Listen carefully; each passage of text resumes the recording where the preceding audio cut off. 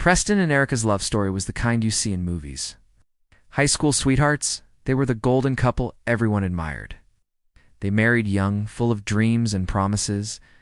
Preston worked tirelessly to build a life for them, a life he thought was perfect. He showered Erica with everything she could ever want: a beautiful home, lavish gifts, and unwavering devotion. He believed their love was an unbreakable fortress, strong enough to withstand any storm.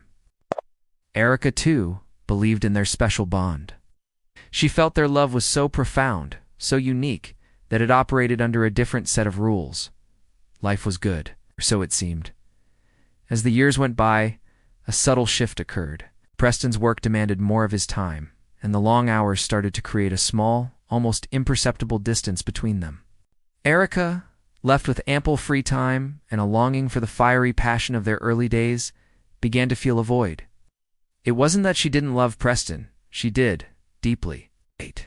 But she missed the thrill, the constant attention, the feeling of being the center of someone's universe. It was during this vulnerable period that she met Julian. Julian was a charismatic colleague from a part-time course she'd enrolled in. He was charming, witty, and he saw her not as a wife, but as Erica, a desirable woman. Their conversation started innocently enough, a coffee here, a shared laugh there, but soon the line blurred. The compliments, the lingering glances, the accidental touches. It all reignited a spark within her that she thought had long since faded. She told herself it was harmless, a little confidence boost. She wasn't looking for an affair, but she found herself drawn into Julian's orbit, a secret world that was hers and hers alone.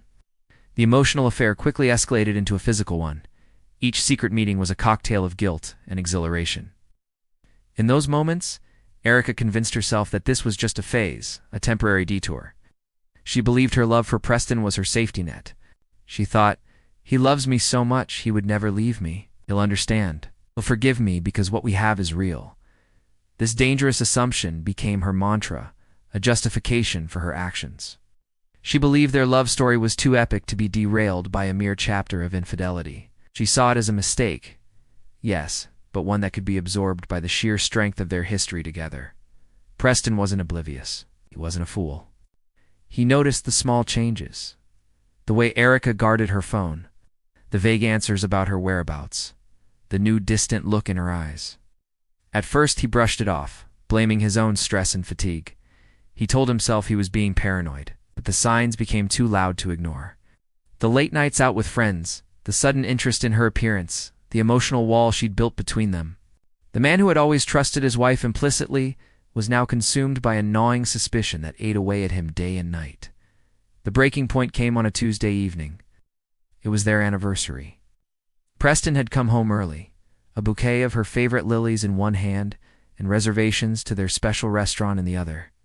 He found the house empty. He called her phone, and it went straight to voicemail. A cold dread washed over him. Acting on a gut feeling he couldn't explain, he checked their shared tablet, something he hadn't done in years. And there it was. A string of messages between Erica and Julian, messages that left nothing to the imagination. The words were a physical blow, knocking the air from his lungs. Each sentence, each emoji, was a dagger twisting in his heart. The life he had built, the love he had cherished, shattered into a million pieces right there on the kitchen floor. When Erica finally came home, humming a cheerful tune, she found Preston sitting in the dark, the tablet glowing on the table in front of him.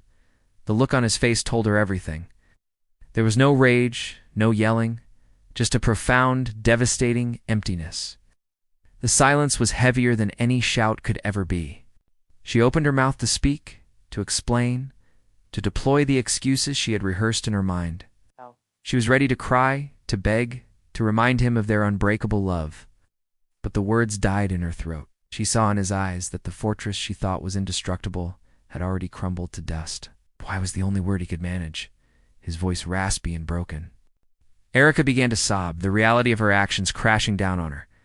"I'm so sorry, Preston. It was a mistake. It meant nothing. I love you. Only you. Our love is stronger than this, isn't it? Please, tell me we can get through this." She reached for his hand, but he recoiled as if burned. "Love," he said, a bitter, hollow laugh escaping his lips. You talk about love. Love doesn't do this, Erica. Love doesn't lie.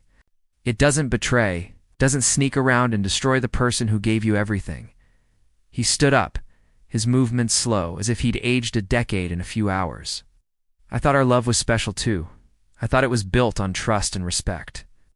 You used that love as an excuse, as a shield. You thought my love for you was a get-out-of-jail-free card, a license to do whatever you wanted without consequences. In the days that followed, Erica tried everything.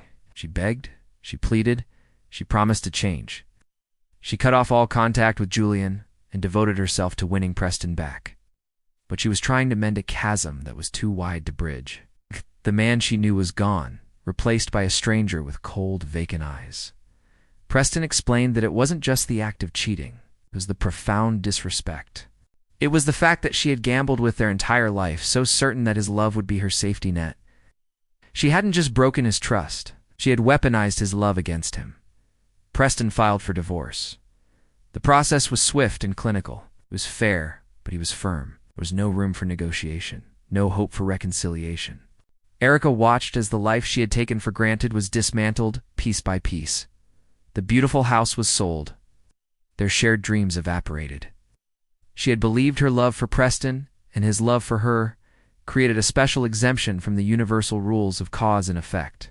Learned in the most painful way possible that love is not a shield. It's a garden that requires constant care, respect, and honesty. And once it's poisoned by betrayal, it can wither and die, leaving behind nothing but barren ground and the haunting ghost of what could have been. Erica was left alone, with only the consequences of her choices for company, a stark reminder that no love, no matter how grand, can protect you from yourself. Thank you for watching. If you've ever faced a similar situation, remember that healing is possible and you're not alone. Don't forget to like, comment with your thoughts, and subscribe for more stories.